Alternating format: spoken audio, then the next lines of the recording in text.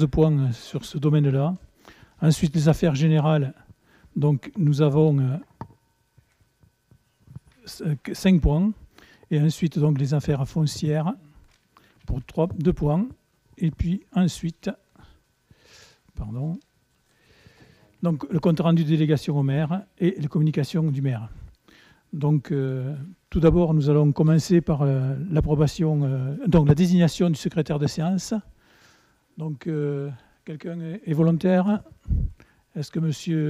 Schultes est toujours volontaire? Voilà.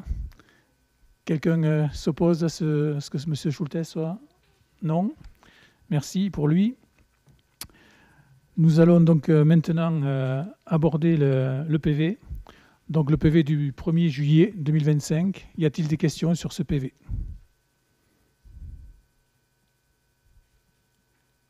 Non. Nous passons au vote. Donc qui est contre? Qui s'abstient? Merci.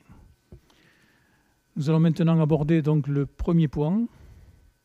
C'est Madame Imbert qui va vous présenter une décision modificative, la décision modificative numéro 2 pour l'année 2025. Alors, nous allons délibérer sur la décision modificative numéro 2. Cette décision modificative s'équilibre à 35 121,84 €. Il vous faut rectifier, il y a une erreur dans le tableau. On n'a pas remonté en haut à droite. Il est porté 33 121, alors que c'est 35 121,84 en fonctionnement et 38 468 en investissement. Avez-vous des questions sur ce tableau?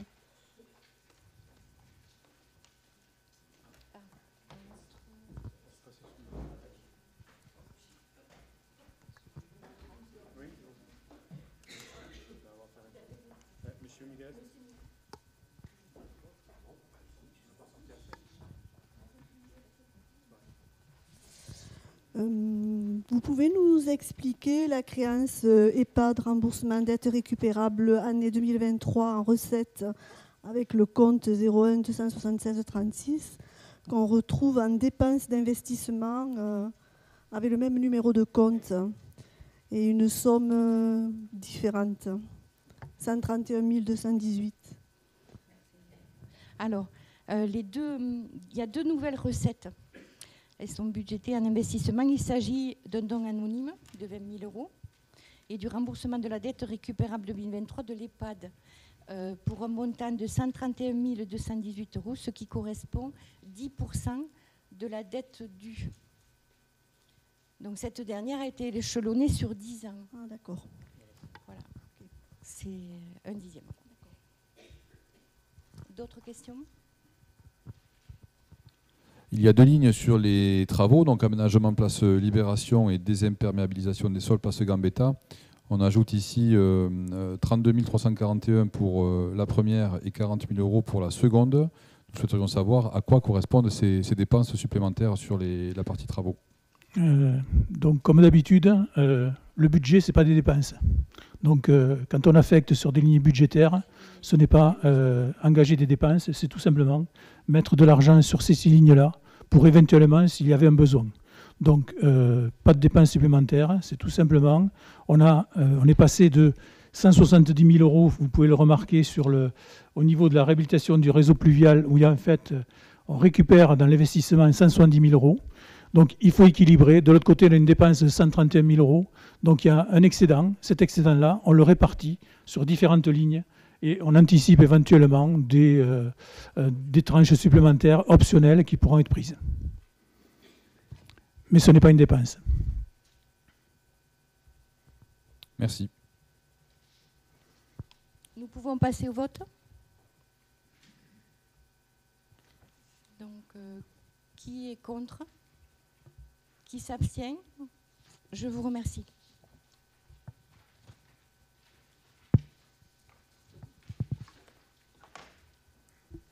Donc nous allons passer au point numéro 2 qui concerne le PV solaire. Donc là, pour le coup, il s'agit de travaux d'une option supplémentaire concernant l'EHPAD. où on est en train d'installer du photovoltaïque. Donc on budgétise 20 000 € supplémentaires. Donc vous pouvez voir côté investissement, donc les 20 000 € apparaître sur la réalisation d'une centrale photovoltaïque de l'EHPAD, du Bosc. Et donc pour équilibrer les comptes, il y a un virement qui vient de la section d'exploitation. On retrouve ça sur le deuxième tableau. Donc sur le virement en section d'exploitation, et l'allocation de toiture est là pour rééquilibrer l'exploitation, le budget exploitation. Avez-vous des questions? Très bien, donc je le soumets au vote. Qui est contre? Qui s'abstient? Je vous remercie.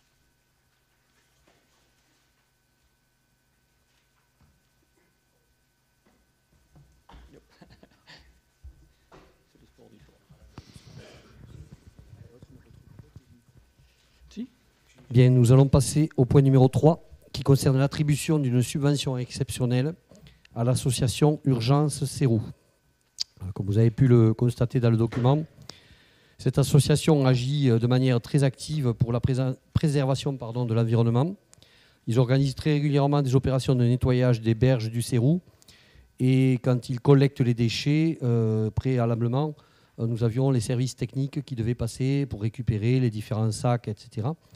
Afin de simplifier un petit peu la démarche et d'être plus efficace, ils ont souhaité s'équiper d'une remorque. Ils ont fait cet effort-là, ce qui leur permet de directement ne pas laisser traîner ces sacs poubelles dans la nature et donc de pouvoir les collecter vers Trifil totalement directement.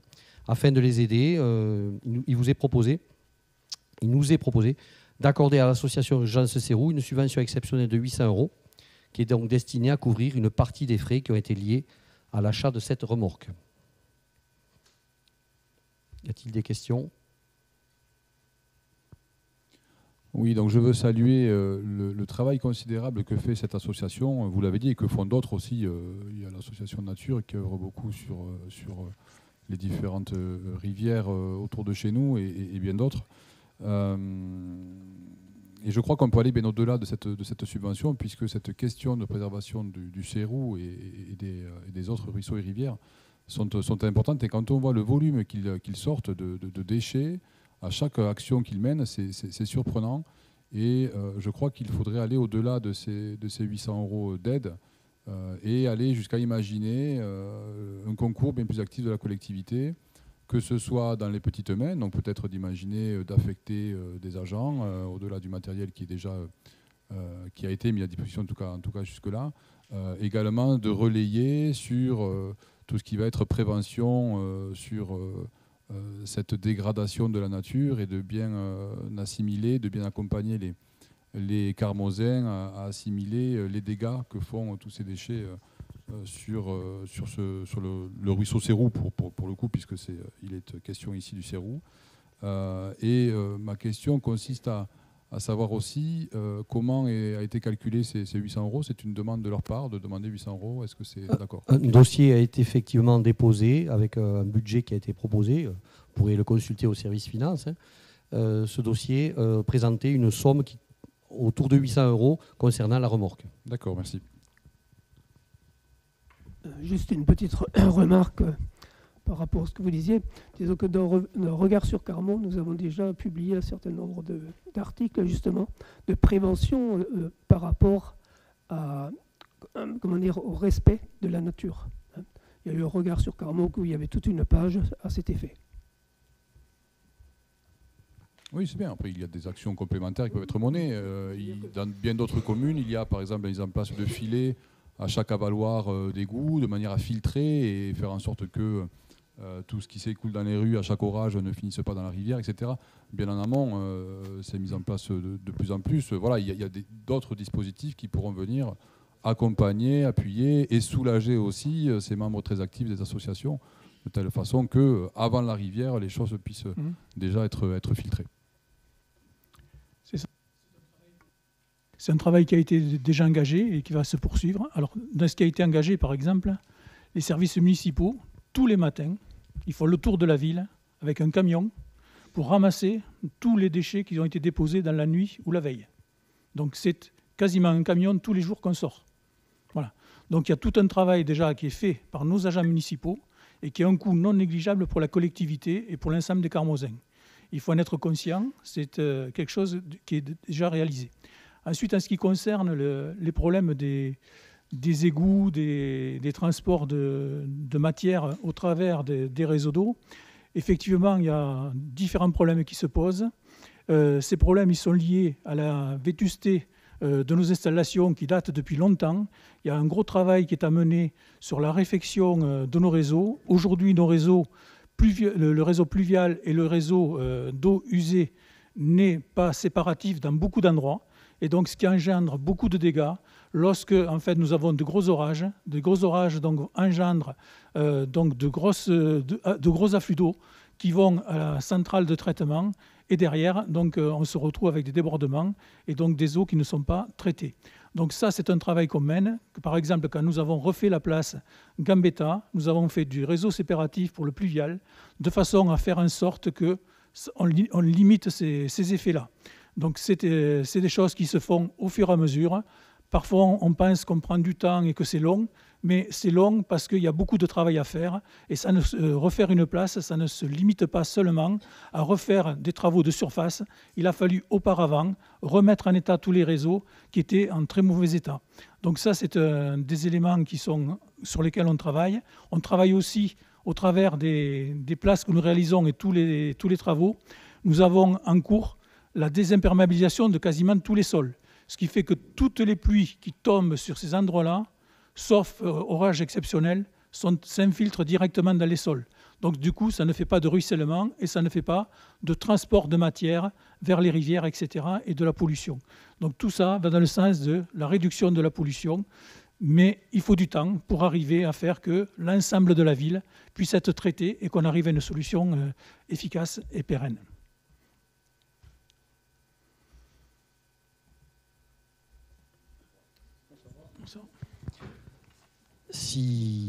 Je vous propose de passer au vote maintenant. Donc, qui est contre? Qui s'abstient? Je vous remercie. Nous allons passer au point numéro 4 qui concerne l'attribution du marché fourniture de gaz naturel pour la ville. Donc, l'accord cadre avec Eno pour l'acheminement et la fourniture de gaz naturel arrive à expiration le 31 décembre 2025. Afin de se conformer aux règles de la commande publique, un appel d'offres ouvert a été lancé. Le marché est passé sous forme d'un accord cadre multi-attributaire en application des articles R 2162-2 et suivant le code de la commande publique. Il est conclu pour un minimum de 1000 MW et un maximum de 2400 MW de fourniture. Il est d'une durée de 4 ans. 48 mois. Donc, la commission d'appel d'offres s'est réunie le 8 septembre 2025 et a décidé d'attribuer l'accord cadre à l'unique soumissionnaire, donc à savoir Eneo, pour son offre d'un montant de 124 182,60 € par an. C'est un montant indicatif, calculé sur la base des quantités estimées, bien entendu, donc ce qui représente un total de 496 730 € et 40 centimes sur la durée de 4 ans. Précision importante, c'est un montant estimé. La facturation finale dépendra du prix délivré lors du marché subséquent et aussi des quantités réellement consommées. Donc il est proposé au conseil municipal d'autoriser le maire à signer ce marché, dont le montant est supérieur au seuil européen des marchés de fourniture et de services, seuil étant de 221 000 €. Avez-vous des questions? Très bien, je vous propose de le soumettre au vote. Qui est contre? Qui s'abstient? Je vous remercie. Nous avons également l'attribution de marché pour l'électricité. Là, par contre, point particulier, il concerne la ville et le CCAS dans un groupement de commandes. Donc, il a été également fait l'objet d'un accord cadre. Et cet accord cadre expire au 31 décembre 2025. Donc, un nouveau marché est passé sous forme d'un nouvel accord cadre multi-attributaire. il concerne 3 lots. Le lot bâtiment de la ville de Carmaux dont la puissance électrique est supérieure à 36 kWA. Le lot numéro 2 qui concerne également les bâtiments de la ville dont la puissance est inférieure aux 36 kW. Et le lot numéro 3 qui concerne l'éclairage public. Donc la commission d'appel d'offres s'est réunie le 8 septembre 2025 et a décidé d'attribuer le lot numéro 1 à Alterna Énergie pour son montant à hauteur de 157 077 € et 01 centimes, soit 628 308 € et 04 centimes pour la durée de l'accord cadre. Le lot numéro 2 à Alterna Énergie pour son offre d'un montant de 99 345 € et 94 centimes, soit un total de 397 383 € et 76 centimes sur la durée totale de l'accord cadre. Et le lot numéro 3, également à Alterna Énergie, pour son offre de montant de 119 393 € et 74 centimes, soit un total de 477 574 € et 96 centimes. Donc le tout pour un montant total de 1 503 266 € et 76 centimes sur 4 ans. Il est également précisé que ce montant est indicatif et calculé sur la base des quantités estimées et que la facturation finale sera donc, dépendra du prix délivré sur le marché subséquent et des quantités réellement consommées. Il est donc proposé au conseil municipal d'autoriser le maire à signer ce marché dont le montant est supérieur au seuil européen des marchés, fournitures et services. Avez-vous des questions ? Puisqu'il est question dans le lot 3 de l'éclairage public, et vous avez bien ici précisé qu'il s'agissait de quantités estimées, ce qu'on aimerait savoir, c'est si vous avez estimé la quantité actuelle de consommation de l'éclairage ou si, et c'est ce que nous souhaitons et ce que nous avons déjà exprimé, vous imaginez, vous envisagez de pouvoir retrouver l'éclairage public la nuit, ce qui pose un vrai problème de sécurité dans la commune et donc de connaître vos ambitions sur cette question-là.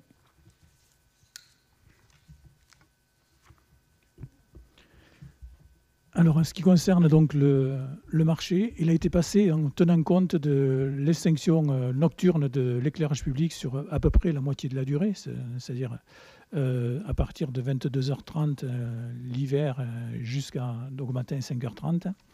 Donc là, les montants sont pris en fonction de cela. Il n'est pas prévu de repasser à un éclairage nocturne pour plusieurs raisons.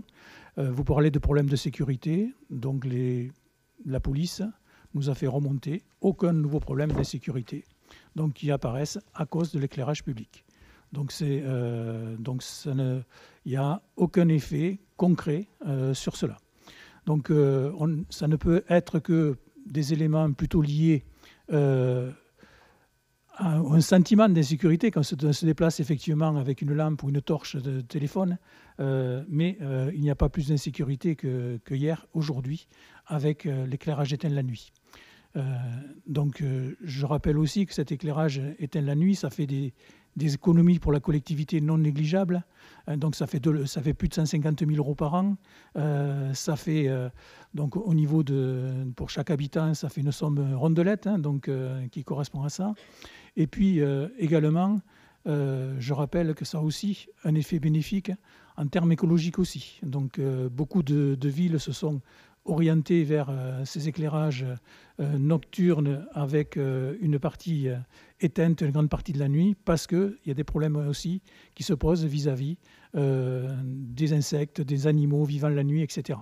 Donc tout ça fait qu'aujourd'hui, l'expérimentation qu'il y a eu ne nous démontre pas des effets négatifs à ce type d'éclairage et donc nous allons le poursuivre. Monsieur le maire, heureusement que la police n'est pas prévenue. À chaque fois qu'un Carmoisin trébuche dans la rue entre minuit et 5 heures du matin, ils auraient bien du travail. Alors effectivement, si la police n'est pas prévenue, la réalité est quand même qu'il y a, vous parlez de sentiment d'insécurité, évidemment, mais il y a quand même une réalité qui est celle de devoir vivre et se déplacer dans la pénombre la nuit. Et je vous assure que, alors sans doute pas les mêmes, mais des Carmoisins sont ici touchés par ce manque d'éclairage la nuit. Il y a des techniques, alors sur la question budgétaire, c'est bien. Bon, la sécurité, quel est son prix et puis l'impact sur les insectes et les petits oiseaux, j'y suis sensible, mais enfin, à un moment donné, je crois qu'il faut savoir mettre les priorités. Il existe des techniques qui permettent de soit espacer les points lumineux. Si on veut garder la même facture, on divise par 2 les points lumineux, c'est quelque chose de possible. Il existe des techniques où il y a un investissement certes de départ, mais on peut capter le mouvement et puis éclairer en fonction du mouvement. Ça existe, ça aussi, c'est expérimenté, c'est au point ailleurs. Il y a des techniques qui permettent de s'y retrouver, budgétairement aussi, sur ces questions-là. Effectivement, mais ces techniques-là, par exemple un éclairage sur 2, techniquement à Carmaux, ce n'est pas possible. Donc vu la structuration des réseaux, donc ce n'est pas réalisable sur la ville de Carmaux.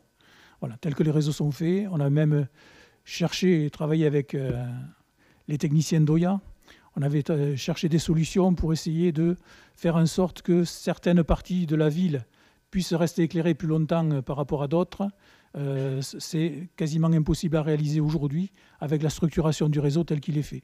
Il faut repenser le réseau pour y arriver. Voilà, donc c'est un travail de longue haleine, là aussi, qui se pose devant nous.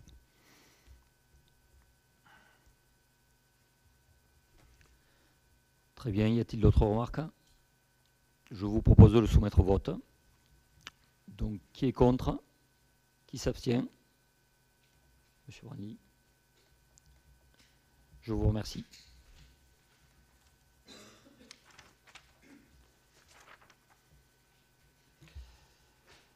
Alors, le point 6 concerne un avenant au marché fourniture de denrées alimentaires. Donc, l'accord cadre de fourniture de denrées alimentaires par une centrale d'achat ou de référencement a été attribué à Gap Pro pour un montant annuel maximum de 600 000 € de commande hors taxe. Il a pris effet au 1er juin 2025. Dans l'été, Agap Pro s'est rapproché de la ville de Carmaux pour l'informer que ce montant serait probablement dépassé avant l'échéance annuelle de l'accord cadre et qu'il était nécessaire de le réévaluer. Afin de régulariser cette situation, le montant annuel maximal de commande sera désormais fixé à 700 000 €. Voilà, les prix augmentant, on a dépassé le seuil initial qui était initialement prévu. Donc de 600 000 €, on passe à 700 000 €.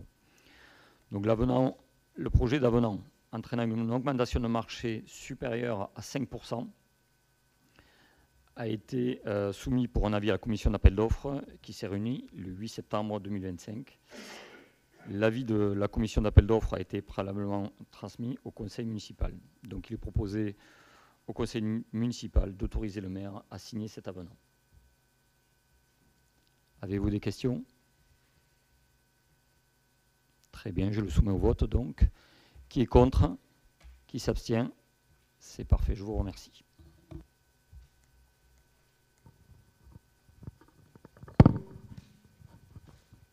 Nous passons au point 7.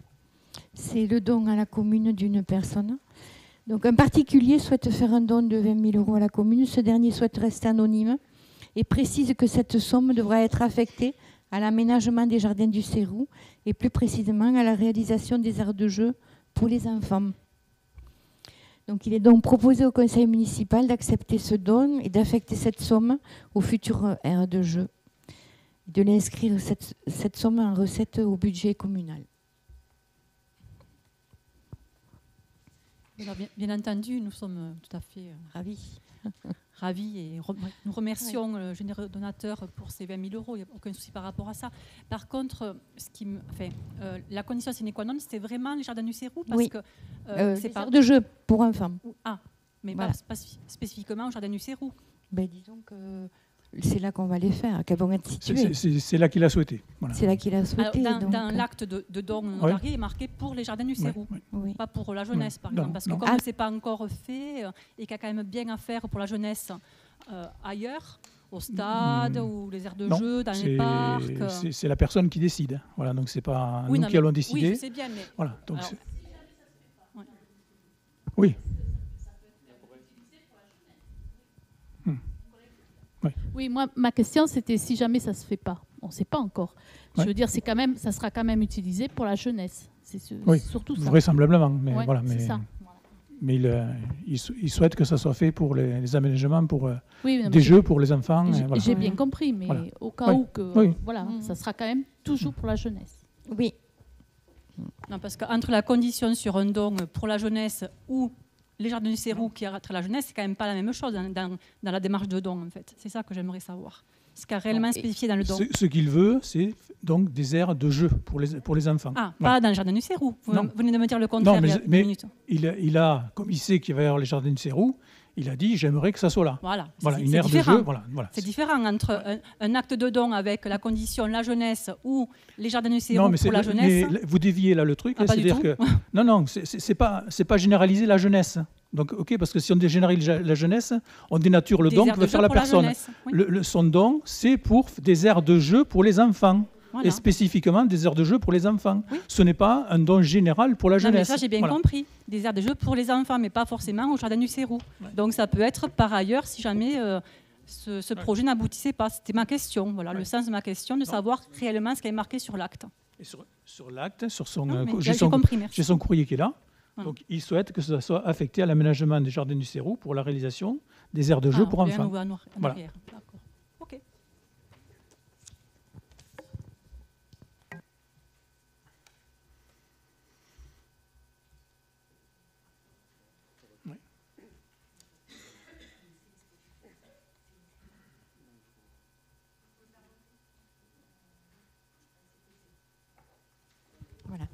Donc nous proposons d'inscrire cette somme en recette au budget communal. Donc, qui s'abstient? Qui est contre? Qui est pour? Puisqu'il y a une personne qui s'est abstenue. Je vous remercie. Nous allons passer donc au point 8, taxe locale sur la publicité extérieure. Donc les tarifs normaux de la taxe locale sur la publicité extérieure sont fixés par l'arrêté du 20 mars 2025. Ces tarifs sont indexés sur l'inflation de la taxe locale sur la publicité extérieure. Donc il est proposé au conseil municipal de fixer les tarifs de droit commun applicables pour 2026, tels que présentés dans le tableau que vous avez donc également vidéo projeté. On note donc une petite augmentation entre 2025 et 2026, dont vous avez les valeurs qui sont donc représentées et indiquées sur les tableaux que vous avez à disposition. Est-ce qu'il y a des questions?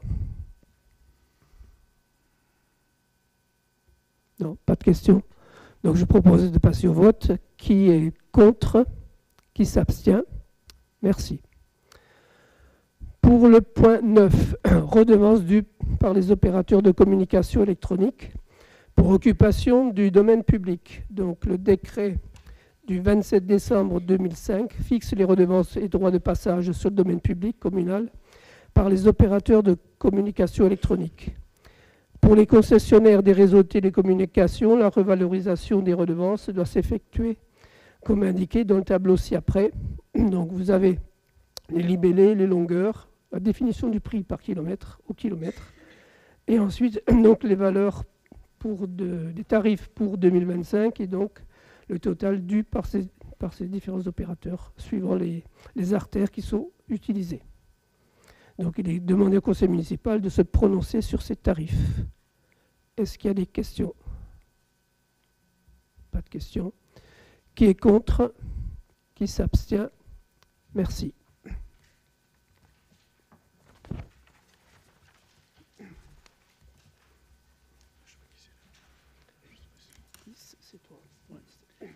Alors, donc, convention avec l'EHPAD pour le remboursement des agents mis à disposition à la cuisine centrale.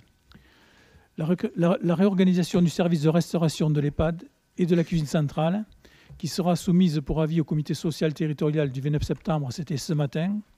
Donc, ce comité social et territorial donc, a donné un avis favorable, puisque aucun vote contre, vise à optimiser la qualité et l'efficacité du service rendu aux usagers.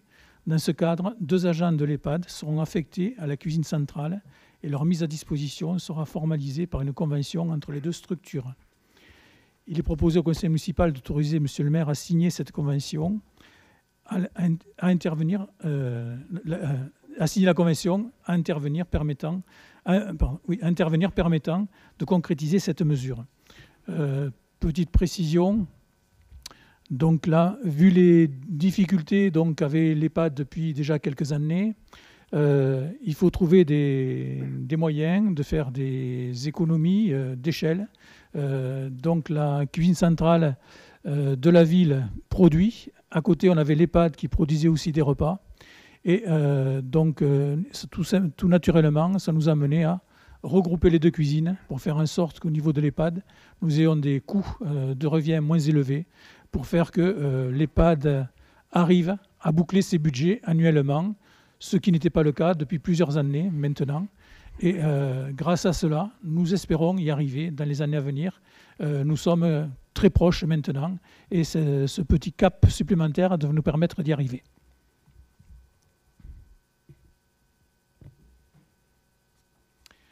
Pas de questions. Nous passons au vote. Qui est contre? Qui s'abstient? Merci. Convention Point de Fût. Nous passons donc au point numéro 11. Oui, la convention avec l'association Point de Fût. Donc cette association, que je pense que chacun connaît ici, propose chaque année des événements festifs et culturels qui sont ouverts à tous, qui restent gratuits, notamment le festival. Et dans le cadre de ces animations, la ville de Carmont a souhaité renforcer le soutien à une animation qui est spécifiquement dédiée au jeune public et qui inclut un spectacle organisé le deuxième week-end de juin. Afin de concrétiser cet engagement et de permettre le développement, vu les montants des cachets ou autres demandés par les artistes, il est proposé au conseil municipal d'autoriser Monsieur le maire à signer la convention qui vous a été jointe. Ce document détaille les moyens financiers, humains et matériels alloués par la ville à l'association pour une durée de 3 ans renouvelable. Je rappelle qu'au moment du budget, nous avions voté déjà le montant correspondant à cette convention qui, de mémoire, était un montant de 5 600 €, en plus des 400 qu'ils avaient pour leur fonctionnement propre.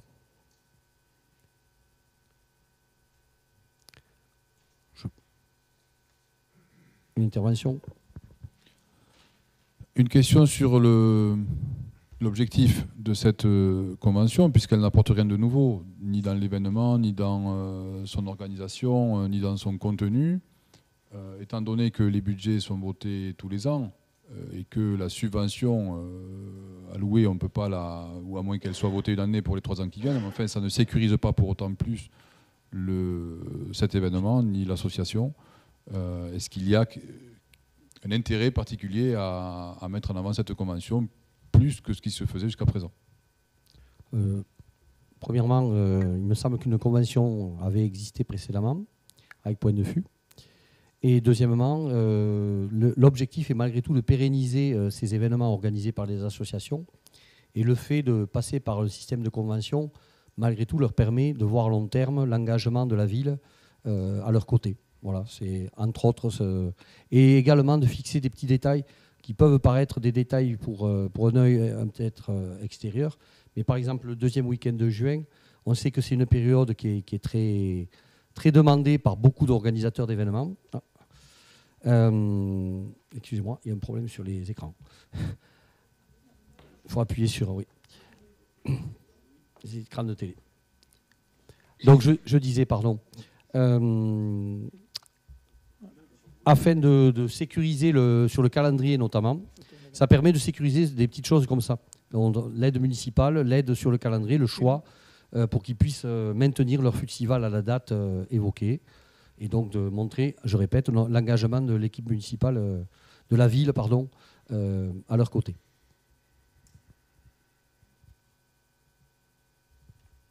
Je peux passer au vote.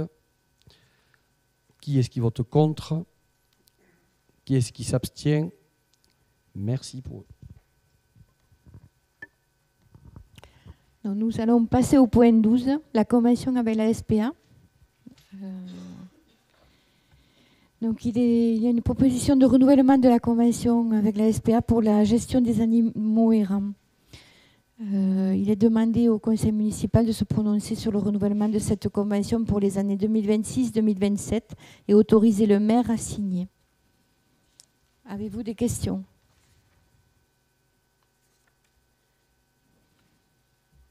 Actuellement, la cotisation est de 1,55 € par habitant, soit 15 500 € pour l'année 2026. Et elle passera à 1,66 € pour 2027, soit un total de 16 600 €.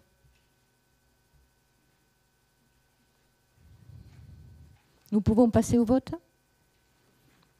Qui vote contre? Qui s'abstient?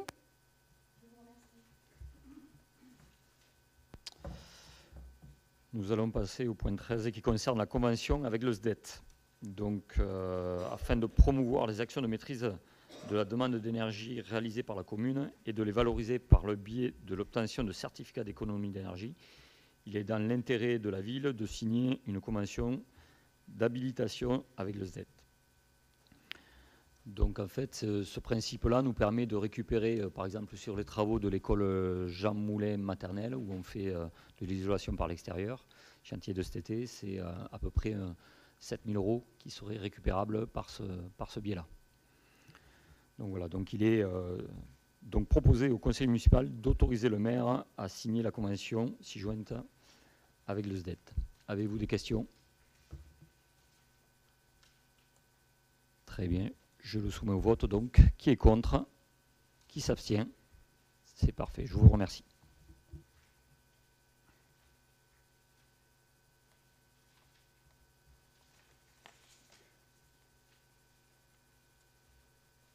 Nous allons passer donc au point 14.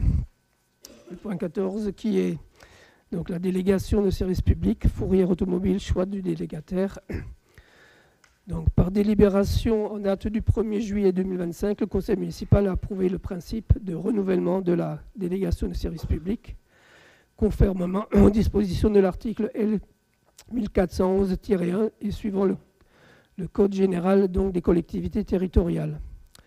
Donc, un avis d'appel public de concession a été publié par la ville le 25 juillet 2025.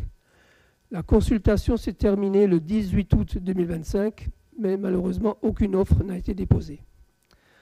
Donc, comme autorisé par l'article R 3121-6-2 du Code de la commande publique, M. le maire s'est rapproché de M. Castagnier, exploitant de l'établissement de commerce et de réparation de véhicules automobiles, donc à enseigne Garage Castagnier, 6 zones industrielles, donc 81 450 Le Garric, afin de préparer la conclusion d'un contrat de concession sans modification substantielle des conditions initiales du contrat. Donc, ainsi, il est proposé au conseil municipal d'approuver le choix du délégataire désigné ci-avant et d'autoriser monsieur le maire à signer le contrat de concession. Donc, nous avons été désolés, effectivement, de ne pas avoir de proposition par plusieurs entreprises. Et donc, nous avons demandé à reconduire en fait le prestataire actuel. Est-ce qu'il y a des questions? Donc, pas de questions, je vais passer au vote. Qui est contre? Qui s'abstient? Merci.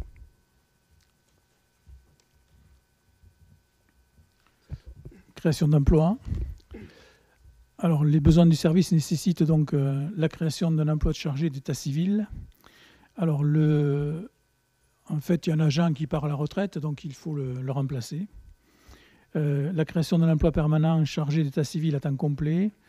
À ce titre, cet emploi sera occupé par un fonctionnaire appartenant au cadre d'emploi des adjoints administratifs relevant de la catégorie C. La rémunération et le déroulement de la carrière correspondent au cadre d'emploi concerné. La modification du tableau des emplois à compter du 1er octobre 2025 sera faite. Voilà. Ensuite, donc, le besoin de services nécessitant la création d'un emploi permanent chargé du contrôle et de la bonne exécution des travaux confiés aux entrepreneurs ou exécutés en régie. Considérant le tableau des emplois adopté par le conseil municipal du 7 octobre 2024, il est proposé au conseil municipal la création d'un emploi permanent d'agent chargé du contrôle et de la bonne exécution des travaux confiés à des entrepreneurs ou exécutés en régie à temps complet. À ce titre, cet emploi sera occupé par un fonctionnaire appartenant au cadre d'emploi des agents de maîtrise relevant de la catégorie C. La rémunération et le déroulement de la carrière correspondent au cadre d'emploi. La modification du tableau des emplois à compter du 1er octobre sera faite. Les besoins du service nécessite également la création d'un emploi permanent de responsable du pôle administration générale, notamment des affaires financières et juridiques. Cet emploi sera occupé par un fonctionnaire appartenant au cadre d'emploi des attachés territoriaux. L'agent affecté à cet emploi sera chargé des fonctions suivantes: prévention des risques juridiques et du contentieux, gestionnaire des assurances, instructeur et gestionnaire des marchés publics et de la commande publique, encadrement des services du pôle administration générale. Voilà, donc pour ces trois postes, ces trois emplois. Alors je précise que ce n'est pas des nouveaux emplois, c'est des emplois qui existent déjà au sein de la collectivité, mais qui sont exprimés autrement parfois. Donc nous avons un de ces emplois qui correspond à une personne qui part à la retraite, un autre emploi qui correspond à une personne qui quitte la collectivité pour aller dans une autre collectivité, et un autre emploi qui correspond à une personne qui est déjà en poste dans la commune. Question ? Quelques remarques sur cette délibération. D'abord, je crois qu'il faut différencier les trois points, puisque ces trois créations de postes sont différentes. Pour la première, l'état civil. Donc, il y a un départ en retraite d'un agent de catégorie A. Non, B. Catégorie B, pardon. Qu'on vient remplacer par un catégorie C. Dans des missions de catégorie B, puisqu'on le remplace. Non. Non. Il ne remplacera pas poste pour poste. Voilà. D'accord, parce que vous avez expliqué que c'était pour remplacer un départ à la retraite. Et par conséquent, on peut s'attendre à recruter quelqu'un dans le même grade pour le cadre d'emploi, ou en tout cas dans les missions qui lui sont confiées. Donc ce sera des missions d'exécution, puisque c'est une catégorie C. D'accord. Cela relève donc la même question sur le point suivant. Vous recrutez ici un agent de catégorie C pour exécuter des missions de contrôle. Oui. C'est ça. C'est le cadre d'emploi des agents de maîtrise. Agent de maîtrise, d'accord. Oui, c'est un agent qui est déjà dans la collectivité, qui a réussi un concours. Voilà. Et donc ça va lui permettre d'exercer cela. Il le faisait déjà, mais sans avoir le grade et le titre. Et le dernier poste, c'est donc en remplacement de l'agent démissionnaire qui occupait déjà des fonctions, c'est ça ? C'est ça. Et donc dont on requalifie finalement le poste. Oui, on requalifie le poste, voilà, avec des variantes en fonction des évolutions au sein de la collectivité depuis, et en prévision aussi de certains départs à la retraite dans les années à venir. D'accord. Voilà, il a pas démissionné, il a juste, c'est une mutation qui est, voilà. Donc il a demandé. Oui, il quitte la collectivité pour aller dans une autre collectivité, oui.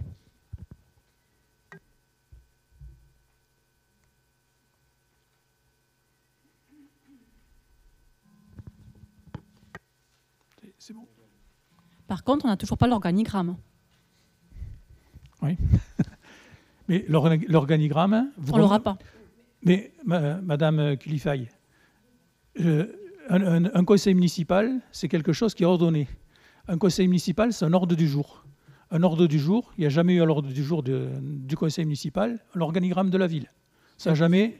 Non, jamais l'organigramme. Vous y mettez ce que vous voulez, monsieur le maire, depuis qu'on vous le demande. J'y mets ce que je veux, mais je ne vais pas mettre l'organigramme à chaque fois parce que Madame Kilifay ou monsieur Boussier ont envie de voir l'organigramme. Voilà. On ne l'a pas eu depuis 4 ans. Ça doit correspondre à quelque chose qui est... On ne l'a pas eu depuis 4 ans. Vous ne l'avez pas eu depuis... Monsieur Boussier, ce matin, l'a entrevu. Ah, il a... Oui. Donc, on ne l'a pas dit. Hein? Oui, en image, ben oui, c'est déjà pas mal. Donc, voilà. Oui. Non, alors, ce que j'ai demandé à nouveau ce matin, effectivement, alors on ne s'est pas vu depuis ce matin avec Madame Kilifay, excusez-nous de ne pas passer notre vie ensemble.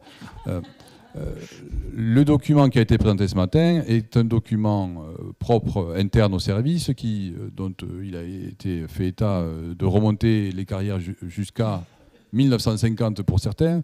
Ce n'est pas un organigramme. Ce qu'on attend et ce qu'on demande depuis le début du mandat, c'est d'avoir un organigramme dans lequel on retrouve... Alors, il existe effectivement ce que vous nous avez transmis avec les directeurs de pôle et les quelques responsables, mais, et ça a été exprimé ce matin, et j'ai eu une partie de réponse, c'est de connaître quel grade travaille dans quel service, quel poste est rattaché à quel service, de manière à connaître en toute transparence quels sont les emplois occupés dans la collectivité, quels sont leurs liens hiérarchiques, quels sont leurs niveaux pas de compétences, mais en tout cas de missions attribuées. C'est ça dont on a besoin. Donc le document qui m'a été présenté par visio, par image ce matin, effectivement, on peut en sortir quelques éléments. Enfin, il y a un travail assez fastidieux, hein, puisque le directeur de service a bien fait état de je ne sais plus combien de pages et je ne sais combien de doublons, pour ne pas dire de x3 ou x4 en fonction des agents et de leur matricule. Voilà, il faudrait un document synthétique, simplement de manière à bien comprendre le fonctionnement de la collectivité et la place de chacun. C'est cela qu'on demande depuis 4 ans. Oui. Alors, effectivement, vous demandez ça depuis 4 ans, mais depuis 4 ans, moi, je ne peux pas venir en conseil municipal avec un organigramme sous le bras. Un organigramme qui, une semaine après, ne sera plus valide, puisqu'il y aura eu entre-temps une embauche ou un agent qui a muté. Donc, ces organigrammes, c'est quelque chose de vivant. Ce n'est pas quelque chose qu'on amène avec soi quand on vient au conseil municipal. Donc, Monsieur Boussier, vous avez effectivement réclamé cet organigramme à plusieurs reprises.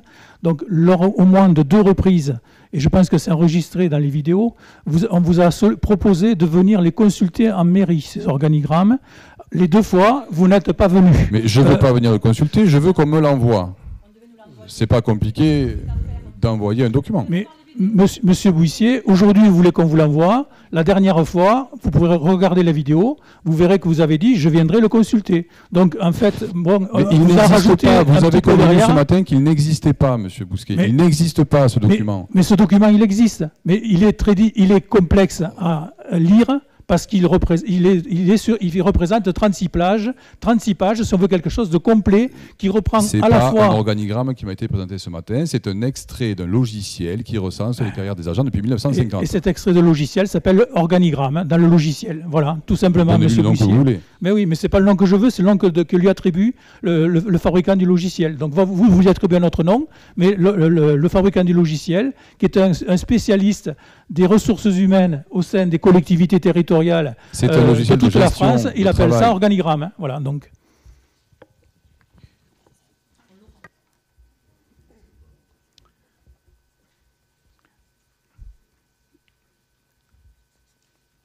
Donc, si vous voulez cette fois qu'on vous l'envoie, on vous l'enverra. Donc, ben oui, mais il suffisait de demander qu'on vous l'envoie. Vous avez dit que vous viendrez le consulter. Vous plaisantez, Monsieur Bousquet. Voilà. On vous l'a demandé à peut-être 5 ou 6 reprises. Mais Monsieur Bouissier, soyez précis. Je salue votre effort. Ah, mais bon. Soyez précis, Monsieur Bouissier. Pardonnez-moi de ne pas avoir été suffisamment précis. On s'est enfin compris. Le dernier conseil que vous aviez dit, je viendrai le consulter dès demain. Le lendemain, Monsieur Dupré avait préparé l'organigramme. Ah mince alors, mais il fallait me passer un coup de fil. On arrive à se téléphoner pour d'autres choses. Sauf que quelque part, quand on s'engage à venir, on vient. Voilà. C'est un acte manqué, Monsieur Bousquet. Je le regrette terriblement. Voilà. Voilà. Donc nous allons passer. Pas de questions sur cette création d'emplois. Donc nous allons passer au vote pour les 3 en même temps. Qui est contre? Qui s'abstient? Merci pour ce vote unanime.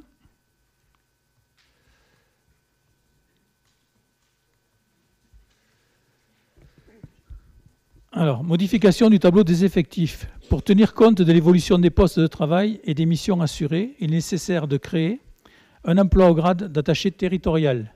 C'est en lien en fait avec le poste précédent qu'on a défini, où on a dit qu'on allait recruter quelqu'un sur le cadre d'emploi des attachés. Donc attaché, ça peut être attaché territorial ou ça peut être attaché principal territorial. Donc ça peut être l'un ou l'autre. Donc en fonction du profil de la personne qui sera recrutée, il faut qu'on ait de quoi l'accueillir, quel que soit son profil. Donc du coup, on crée ces 2 postes-là, mais bien sûr, il ne sera pourvu que par une personne à la fin. Il n'y en aura qu'un des 2. Ensuite, un emploi au grade de rédacteur territorial.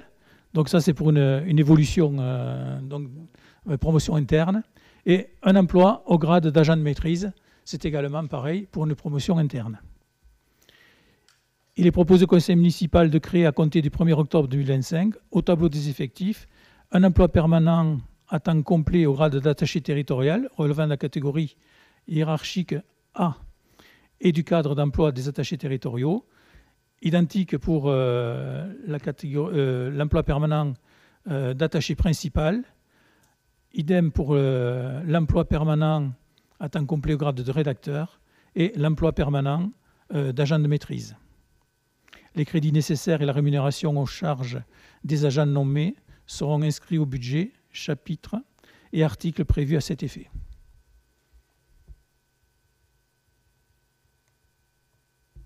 Questions? Donc nous allons passer au vote. Qui vote contre? Qui s'abstient? Merci. Nous allons passer au point 17, règlement de la voirie communale. Donc, le document vous a été envoyé par mail. Alors, c'est un document donc, de 88 pages, dont, qui est constitué en fait, de 6 titres, 8 chapitres, 71 articles et 10 annexes. Donc, alors, juste pour vous résumer un peu ce qu'il y a dedans. Donc, le titre 1, c'est l'organisation administrative. Donc, dispositions générales et administratives, exécution des travaux, démarches administratives.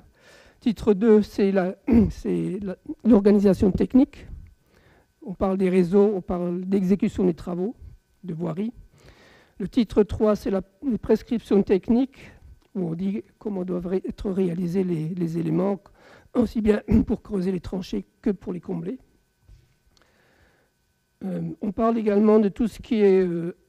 donc également tout ce qui touche les clôtures, l'entretien des... Également tout ce qui est... Alors un point particulier qui se trouve également à l'intérieur, c'est l'isolation par l'extérieur. Donc c'est l'article 67.1, page 45. Donc on donne la possibilité donc, aux habitants de Carmaux de faire de l'isolation par l'extérieur avec des conditions particulières, donc notamment qu'après après l'isolation par l'extérieur, il reste toujours 1,40 m de trottoir minimum, et que cette isolation par l'extérieur ne dépasse pas 15 cm. Donc tout ça, c'est noté dans ce règlement de voirie. Il faut également qu'il y ait une demande écrite auprès du maire qui donne une autorisation de réalisation de cette isolation par l'extérieur. Je pense que vous l'avez lu. Bon. Sachez que maintenant c'est possible et que donc ça fait partie du règlement de voirie. Donc bon, effectivement c'est assez touffu, il y a pas mal de choses et bon, principalement des normes et des règles qui viennent des laboratoires centrales des ponts et chaussées, du service d'études techniques des routes et autoroutes. Enfin bon voilà, c'est quand même très technique et c'est très orienté génie civil. Mais il y a également une partie, pour préserver les zones vertes, pour préserver les arbres, et également la partie urbanisme. Est-ce qu'il y a des questions? Non, juste une petite remarque. C'est vrai que c'est un gros dossier. Le 22, la commission s'est réunie. Et malheureusement, M. Brandly et moi-même n'étions pas présents. Hein. On était ailleurs. C'est vrai qu'on aurait pu peut-être la faire un peu plus tôt, cette commission. Et comme elle est technique, ça nous aurait peut-être aidé. Mais bon, je ne vois pas pourquoi on voterait contre. Quoi, hein. Voilà. Alors, on l'a mis à cette date-là pour que pendant les vacances, en fait, il y avait les vacances, et donc laisser le temps aux organismes concernés également, c'est-à-dire il y avait OIA, le pôle des eaux, qu'ils aient le temps de le lire, de l'aborder sereinement et d'y apporter quelques modifications. Ce qui a été fait le jour de la commission. Oui. Ensuite, on a également, par retour de courriel, proposé aux personnes qui avaient dit qui ne seraient pas là, de nous faire des retours. Bon, on n'en a pas eu. Oui, mais vu que c'était tellement technique, très technique. Et vu le temps qui était trop court, bon, voilà. Mais bon, je ne sais pas si M. Brandly veut... Non, parce qu'elle était à 17h, je pense que ça a été... Voilà. C'était à 17h pour que les agents d'OIA puissent venir, parce que sinon c'est en dehors de leurs heures de travail. Voilà. Bon, moi, ce n'était pas l'horaire, parce que j'étais absente de Carmaux, donc je ne pouvais pas être là. C'est le pourquoi du comment. pour le coup, nous qui ne sommes pas membres de la commission, on a découvert ça il y a 5 jours. Donc c'est vrai que les 88 pages, avec la technicité du sujet, c'est assez indigeste, bien qu'intéressant. Mais enfin, sur le principe, on est évidemment d'accord de réglementer tout cela, puisque c'est assez indispensable. Oui. Enfin, voilà. Disons que les dernières modifications étaient introduites à partir du 22. C'est pour ça qu'on a seulement pu vous l'envoyer après la commission. Voilà. Donc le projet de règlement de voirie communale a été soumis pour avis à la commission urbanisme ainsi qu'au concessionnaire réuni le 22 septembre 2025. À l'issue de cet examen, les membres de l'Assemblée ont validé le contenu. Donc le conseil municipal est désormais appelé à se prononcer afin que le règlement puisse entrer en vigueur à compter du 1er octobre 2025. Est-ce qu'il y a d'autres questions à ce sujet ou d'autres remarques? Non. Donc on va passer au vote. Qui est contre? Qui s'abstient? Donc vote à l'unanimité. Merci. Point 18, donc permis de louer. Donc ça, prorogation. Donc par délibération du numéro 6 du 9 février 2023, la ville de Carmaux a mis en place le permis de louer afin de lutter contre l'habitat indigne et garantir la mise en location de logements qui ne portent pas atteinte à la sécurité des occupants ni à la salubrité publique. Donc, par délibération numéro 82 du 7 octobre 2024, une convention de partenariat avec la communauté de communes est venue définir les missions des techniciens communaux et intercommunaux et les conditions de mise en œuvre du dispositif du permis de louer pour une durée d'1 an. Pour information, donc, depuis le 1er septembre 2024, ce dispositif a permis de répondre à 174 demandes, donc, dont 150 visites et 149 accords. Donc, à l'issue de la première année d'expérimentation, il est proposé d'officialiser ce dispositif afin qu'il entre en vigueur de manière permanente à partir du 1er octobre 2025. Est-ce qu'il y a des questions à propos de ce dispositif? Alors, vous donnez ici quelques statistiques dont je vous demanderai d'être plus précis. Donc, 174 demandes, 150 visites, 149 accords. Oui. Qu'est-il advenu des 25 qui sont exclus de l'accord? Est-ce que ce sont des logements qui n'ont pas été loués? Est-ce que ce sont des logements qui ont quand même été loués malgré l'obligation du permis de louer, de manière à comprendre ce qui se passe pour ces logements-là? Peut-être que certains ont été mis en travaux, et c'est le but, je crois, de ce dispositif, et en tout cas qui est louable, c'est le cas de le dire sans jeu de mots, puisqu'il fallait absolument ici intervenir sur la question de la salubrité et de la sécurité des logements carmozins. Alors, on a donc les 174 demandes. Ces 174 demandes n'ont pas été forcément instruites, dans la mesure où il manquait des documents, où les logements étaient encore en travaux, donc on n'y va pas. Enfin, on y est allé, mais on a constaté qu'ils étaient en travaux, donc en fait, on n'a pas réalisé la visite. Il y avait également des documents qui sont encore en attente de visite. Donc les 174, ça correspond à toutes les demandes, tout confondu. Visite reportée également, puisqu'on a pu constater dans certains cas que les logements n'étaient pas tout à fait conformes et le propriétaire s'est engagé à faire les travaux, et donc on a validé une fois les travaux finis. Et certains ne rentraient encore pas dans ce cadre-là, et donc les travaux sont encore en cours. Voilà, c'est pour ça que les nombres ne sont pas tout à fait identiques, sachant donc qu'il y a eu 150 qui ont été 150 visites, 149 qui ont été validées et une qui a été refusée parce que le logement était complètement insalubre. Enfin, n'était pas en état d'être loué, d'après les critères qui sont mis en place pour le permis de louer. Voilà. Est-ce qu'il y a d'autres questions? Non. Donc on va passer au vote. Qui est contre? Qui s'abstient? Vote à l'unanimité. Merci.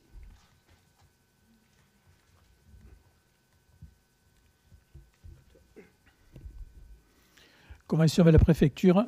Dans le cadre de l'organisation des élections municipales des 15 et 22 mars 2026, il est nécessaire de conventionner avec la préfecture qui souhaite confier à la commune la réalisation des travaux de mise sous pli de la propagande électorale à destination des électeurs. Donc pour cela, donc, il y a une convention, donc vous l'aviez jointe.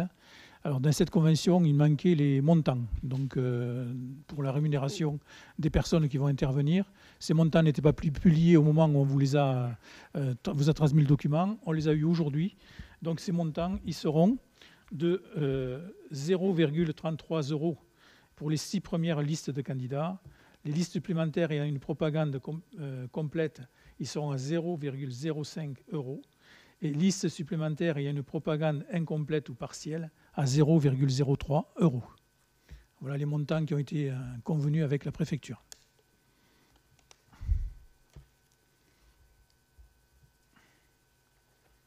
Des questions? On passe au vote.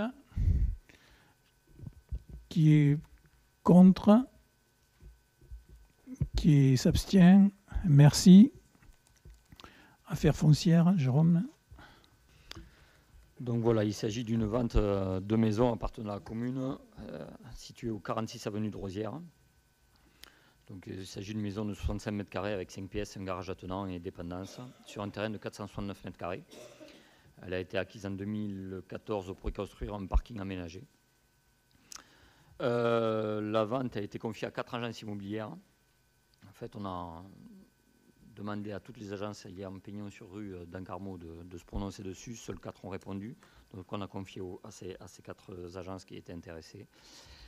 Sur la base d'une estimation faite par les agences à hauteur de 66 000 €, frais d'agence en sus. Donc les domaines l'ont estimé à 42 300 €, ce qui fait quand même un sacré écart. Une offre a été proposée à hauteur de 59 000 € net vendeur. Donc il est demandé au maire de s'engager sur cette offre sous réserve de... Donc le maire s'est engagé sur cette offre sous réserve de validation par le conseil municipal. Le bien est cédé à M. Jean-Pierre Taillefer et à Mme Colette Marie. Il est demandé donc au conseil municipal de céder la maison désignée ci-avant au prix accepté. Il est également demandé au conseil municipal d'autoriser le maire à signer tous les actes afférents à cette transaction.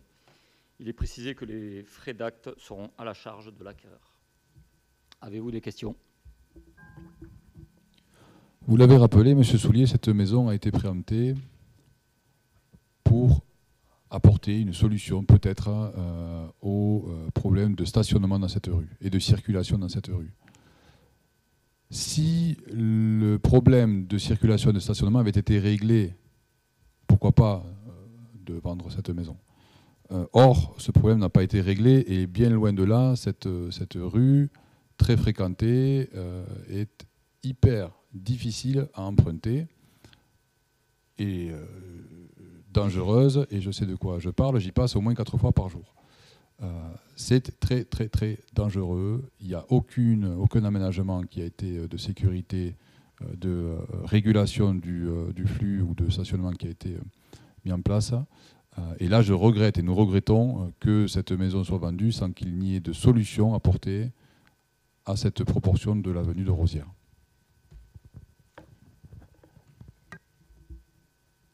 Y a-t-il d'autres questions? Très bien, je le soumets au vote. Donc, qui est contre? Qui s'abstient? Qui est pour? Très bien, je vous remercie.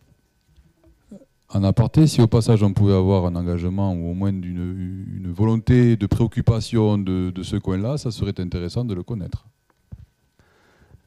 Sur ce coin-là, on a mis en place un parking sur l'avenue Saint-Jean.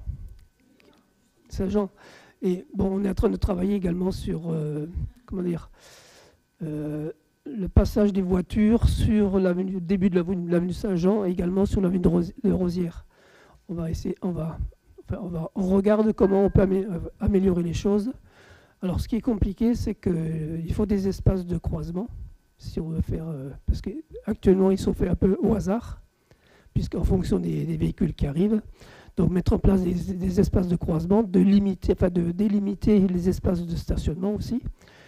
Il faut tenir compte des entrées de garage qui existent déjà, et donc il y a déjà pas mal d'entrées de garage qui existent, et donc ça fait que c'est relativement compliqué dans la mesure où il faut tenir compte des entrées garages, donner des espaces de croisement, et surtout qu'il y a des poids lourds qui passent par là et des cars, c'est pas facile. Mais on est en train d'y travailler.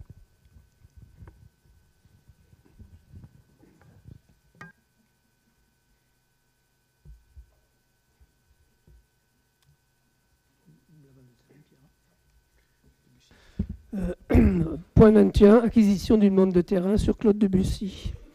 Donc, par délibération du numéro 3 du 6 février 2020, le conseil municipal s'est prononcé sur l'acquisition de bandes de terrain afin de réaliser une aire de contournement et un élargissement de l'impasse Claude Debussy. Ces parcelles devaient être intégrées à terme au domaine public. Dans la continuité de ces acquisitions, il est proposé au conseil municipal d'acquérir une bande de terrain cadastrée section AW numéro 507 d'une contenance de 62 mètres carrés. Cette parcelle, qui a été bitumée par la ville, est cédée gratuitement par Mme Auger-Madeleine, Mme Dallariva Anne-Marie, Mme Cabanès Christiane et Mme Auger-Nicole. Donc, il est proposé au conseil municipal d'autoriser le maire à procéder à l'acquisition de la parcelle, donc AW 507, à titre gracieux. Les frais d'acte seront partagés par moitié entre la ville et les vendeurs. Il est également demandé au conseil municipal d'autoriser le maire à signer tous les documents afférents à cette transaction. Vous avez donc le plan de la parcelle qui est joint aux différentes... à votre dossier. Donc en fait, il s'agit de poursuivre déjà ce qui a été commencé dans un premier temps. Donc de rendre public une partie de cette rue, sachant que l'entrée de la rue, en fait, de cette impasse, est toujours du domaine privé. Et pour l'instant, il y a une clôture qui délimite très, très sérieusement le passage. Donc bon, là, c'est un peu compliqué. Par contre, la partie plus basse, où déjà les trottoirs sont mis en place, ça a été déjà goudronné par la mairie précédemment. Donc en fait, déjà l'entretien, quelque part, est fait par la mairie. Donc c'est uniquement, ils nous cèdent gratuitement cette parcelle. C'est pas une régularisation, mais bon, c'est pour rendre plus homogène, comment dire, les parcelles à ce niveau-là. Est-ce qu'il y a des questions? Pas de questions. Qui est contre? Qui s'abstient? Merci. Donc, partie 22, dénomination des voies. Donc, le décret d'application de l'article 169 de la loi 3DS du 21 février 2022 fixe l'obligation pour tous les conseils municipaux de procéder à la dénomination des voies et lieux-dits, y compris les voies privées ouvertes à la circulation. Donc, il est proposé au conseil municipal de créer le chemin de la Daytonnier, situé au lieu-dit la Daytonnier. Donc, il est proposé de nommer ce chemin, chemin de la Daytonnier, tout simplement. L'impasse de la Daytonnier située au lieu-dit la Daytonnier. Donc, il est proposé d'appeler cette impasse impasse de la Daytonnier. Et l'impasse de Codouls, située au lieu-dit Codouls, de l'appeler impasse du Codouls. Il faut savoir que pour l'instant, c'était marqué chemin de service et qu'il y a des problèmes de livraison de colis puisque en fait, les adresses n'existaient pas. Donc et puis c'est pour répondre également à l'obligation de la loi. Bon, normalement, ce sont les trois seuls rues ou chemins qui restaient sur Carmaux à nommer. On a fait un peu le tour, mais apparemment c'est les trois seuls qui restaient. Est-ce qu'il y a des questions à ce propos? Pas de questions, donc je vous propose le vote. Qui est contre? Qui est pour? Merci. Et qui s'abstient? Personne. Je vous remercie.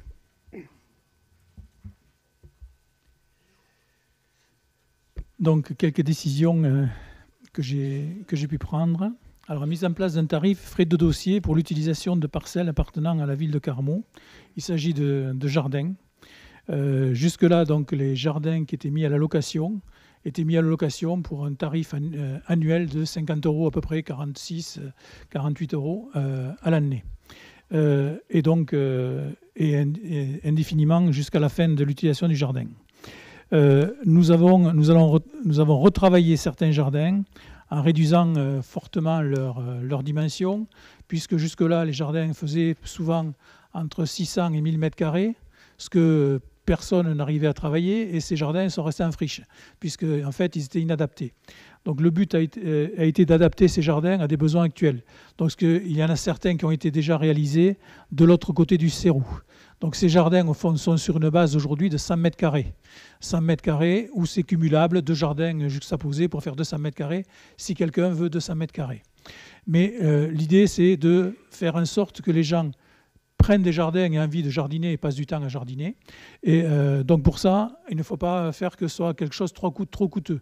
Mais il ne faut pas non plus que ça soit la porte ouverte, que les gens prennent un jardin par fantaisie un jour et puis le lendemain, ils l'abandonnent parce qu'ils s'aperçoivent qu'il faut l'entretenir, etc. Donc nous avons décidé pour ces jardins de mettre un forfait, frais de dossier, lors de la prise du jardin, qui sera de 50 € comme était sensiblement le prix du jardin à l'année avant. Et puis ensuite, les années suivantes, le jardin sera gratuit. Donc il n'y aura plus d'autres frais complémentaires pour la personne, jusqu'au jour où il quittera le jardin, où il faudra de nouveau qu'il s'acquitte des frais de dossier à la fin. Voilà, donc tout simplement, donc ça permettra de réduire donc, les coûts pour les utilisateurs des jardins, ça réduira les paperasses aussi pour nous en termes de gestion communale. Voilà ce qui est proposé et ce qui a été mis en place, donc par un arrêté. L'utilisateur vous évoquez l'hypothèse d'avoir 2-3 parcelles, il va payer autant de frais de dossier par parcelle ou est-ce qu'il va payer un frais de dossier pour l'ensemble des parcelles? Oui, c'est un frais de dossier par parcelle.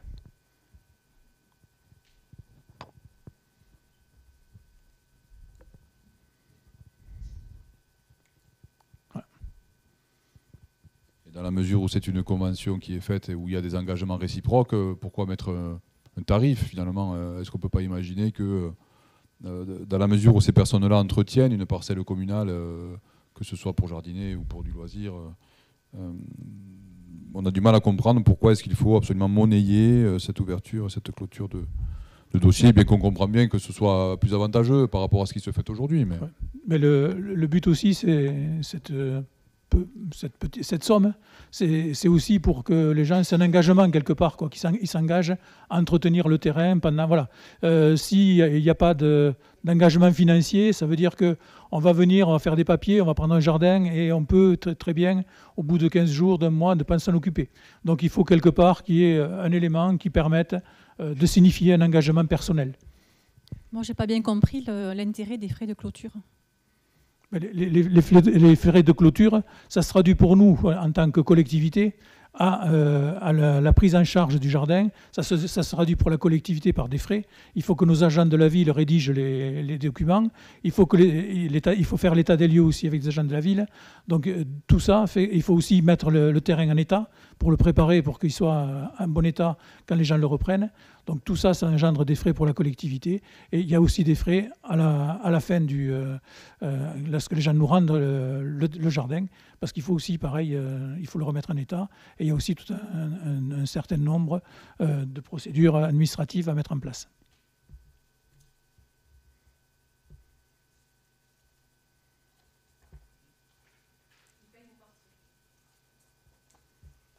Oui. Mais ils n'ont pas payé tout le temps où ils étaient occupés. Voilà. Non, la convention qui a été mise en place, enfin le règlement d'utilisation des jardins qui a été mis en place, il oblige à un entretien des jardins. Si l'entretien des jardins n'est pas fait, le bail tombe de lui-même et est à charge du preneur de remettre en état le jardin. Et de le rendre. Voilà. On a l'expérience, Madame Culifaille. Vous allez dans les jardins en bas, voilà, donc on se rend compte assez aisément, en fait, des dérives qu'il a pu y avoir à certains moments. Aujourd'hui, on a des jardins où on trouve de tout dedans. Voilà, donc on trouve des bidons de tout type, avec tout type de produits dedans. On trouve des produits amiantés, on trouve de tout.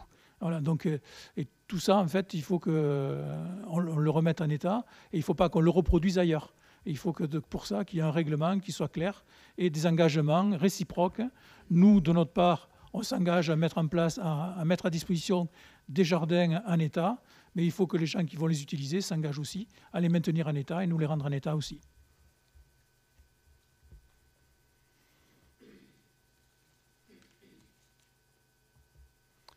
Pas de questions. Nous passons. Bon, il n'y a pas de vote puisque c'est une information. Montant des amendes administratives pour les locations irrégulières au permis de louer. Donc tout à l'heure, nous avons vu que le permis de louer était un vrai succès avec le nombre de permis de louer qui a été attribué. Toutefois, il existe des propriétaires qui passent outre, voilà, qui louent sans permis de louer. Donc cela, il faut les sanctionner. Pour les sanctionner, on est informé par l'intermédiaire de la CAF qui partage les fichiers avec la communauté de communes et qui nous permet d'identifier les propriétaires qui sont passés outre le permis de louer. Donc pour que ces gens-là se mettent donc en règle, donc il faut qu'il y ait des sanctions qui soient conséquentes pour faire en sorte qu'ils améliorent leur logement. Donc c'est pour cela que nous avons pris, j'ai pris un arrêté qui définit les amendes. Évidemment, l'amende, elle ne tombe pas de suite. Donc c'est pas parce qu'on a un avertissement qu'il y a un logement qui a pas de permis de louer et dont le propriétaire n'a pas demandé, qu'il va avoir l'amende de suite. Tout d'abord, on va l'avertir. On va lui envoyer une lettre recommandée pour lui dire « Attention, vous n'avez pas respecté la réglementation qui s'applique sur Carmaux ». Voilà, donc, mais si par contre, la personne est de mauvaise foi et qu'elle persiste sans demander le permis de louer, à ce moment-là, des sanctions pécuniaires seront prises à son encontre. Voilà. Et le montant de l'amende, donc c'est défini par la loi, tout ça. Donc le montant de l'amende par logement mis en location sans demande d'autorisation préalable de mise en location est fixé à 5 000 €. Le montant de l'amende par logement mis en location après un refus de permis de louer est fixé à 10 000 €, c'est-à-dire quelqu'un a demandé un permis de louer, il ne l'a pas eu, mais il loue quand même. Voilà. Alors il sait pertinemment que son logement n'est pas conforme. Donc là, il a une amende de 10 000 €. En cas de récidive, dans un délai de 3 ans, son montant est fixé à 15 000 € par logement. Dans votre description, monsieur le maire, ce n'est pas vraiment le sens de l'arrêté. Si on s'en tient à l'article 1er, le montant de l'amende par logement mis en location sans demande d'autorisation préalable de mise en location est fixé à 5 000 €. Oui.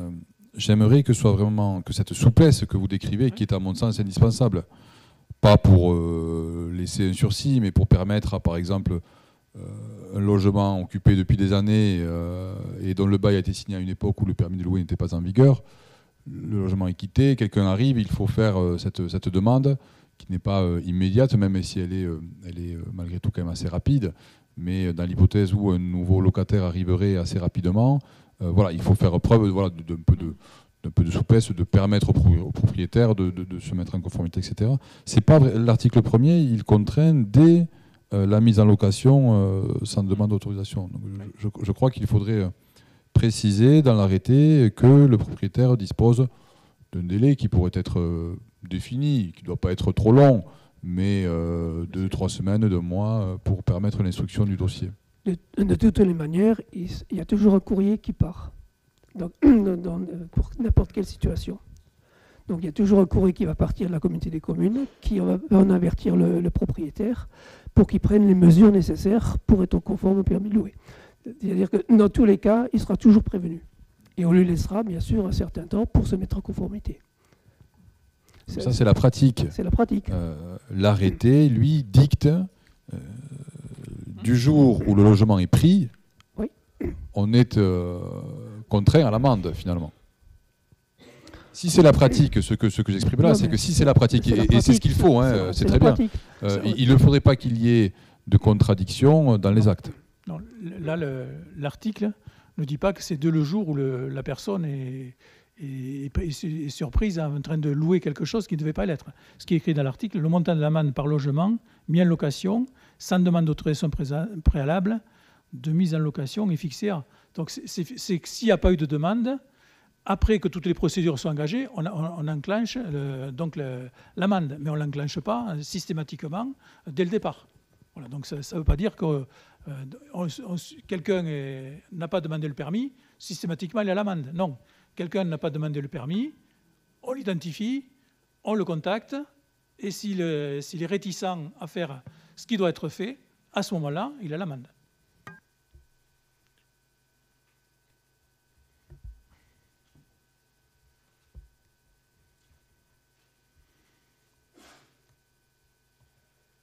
Requalification du cœur de ville, phase de A, décision d'affermissement de la tranche optionnelle numéro 3.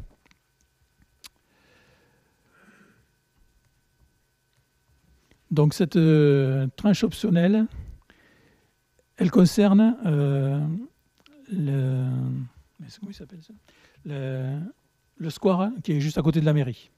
Donc ce square, on l'avait gardé sous le coude. Voilà, donc si on le faisait faire dans le cadre du projet global ou si on le traitait en interne. Donc on a fait quelque chose de mixte où en fait on va affermir cette tranche-là pour que les entreprises interviennent dans le cadre du marché et une autre partie sera réalisée par nos agents. Donc cette tranche qui était optionnelle, on peut se la permettre parce que jusqu'à présent, dans les travaux que nous avons réalisés sur la place Gambetta, ceux que nous allons réaliser sur la place de Libération sont dans des coûts maîtrisés et très maîtrisés, où on est plutôt en dessous des coûts envisagés au départ. Donc, ce qui nous permet d'en faire un peu plus grâce donc à cela. Et donc le square, qui est donc à côté de la mairie, va être refait dans les mois qui suivent.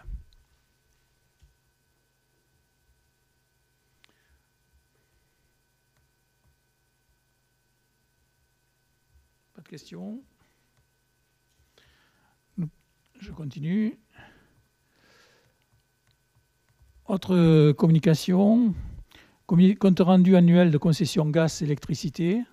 Donc, comme le veut la réglementation, donc les concessionnaires doivent transmettre donc, au conseil municipal et aux élus un compte rendu annuel de concession pour le gaz et l'électricité. Mais il en est de même aussi pour la concession concernant l'assainissement, où il y a aussi donc, un compte rendu annuel qui doit être soumis donc, au conseil municipal, enfin présenté au conseil municipal, pas soumis, pardon, présenté, je dis bien présenté, donc, puisque c'est juste une information. Y a-t-il vous avez regardé ces comptes rendus, je suppose. Y a-t-il des questions? Bon, pas de questions. Donc, on est arrivé au bout de ce conseil municipal. Je vous remercie. Bonne soirée à toutes et à tous.